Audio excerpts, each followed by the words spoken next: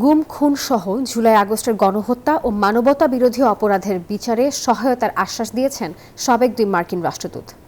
এদিকে জুলাই বিপ্লবে গাজীপুরের কোনাবাড়ীতে কলেজ ছাত্র হৃদয় হত্যা মামলায় ওসি আশরাফুল ইসলাম সহ ৫ পুলিশ সদস্যের বিরুদ্ধে তদন্ত প্রতিবেদন দিতে ১৫ জুন পর্যন্ত সময় বেঁধে দিয়েছেন ট্রাইব্যুনাল। ছাত্র জনতার বিক্ষোভের মুখে গত ৫ আগস্ট পালিয়ে যান শেখ হাসিনা।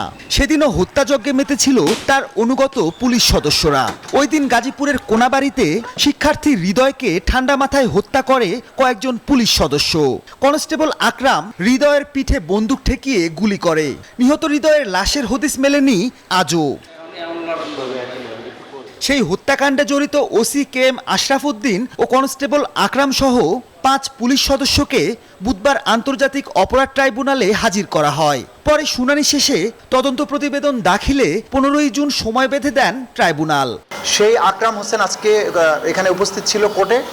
তাকে আমরা জিজ্ঞাসাবাদ করে কে তাকে এই রাইফেল দিয়ে গুলি করার হুকুম দিয়েছিল এবং তার সাথে কারা কারা ছিল তাদেরকে আইডেন্টিফাই করার জন্য, তার হুকুমদাতাদের আইডেন্টিফাই করার জন্য এবং তার লাশটি কোথায় নিয়ে গিয়ে গুম করা হয়েছে বা ফেলে দেওয়া হয়েছে সেটা উদ্ধার করার জন্য আমরা তাকে জিজ্ঞাসাবাদের জন্য কোর্টের কাছে একদিনের অনুমতি চেয়েছি। এদিকে ট্রাইব্যুনালের বিচার কার্য সম্পর্কে অবহিত হতে বুধবার ট্রাইব্যুনালে আসেন যুক্তরাষ্ট্রভিত্তিক থিঙ্ক ট্যাঙ্ক রাইট টু ফ্রিডমের ২ প্রতিনিধি। পরে চিফ প্রসিকিউটরের সঙ্গে সাক্ষাৎ করেন বিগত সময়ে বাংলাদেশে নিযুক্ত এই ২ কূটনীতিক। বৈঠকে খুনি হাসিনা ও তার দোসরদের বিচারে সার্বিক সহায়তার আশ্বাস দেন তারা।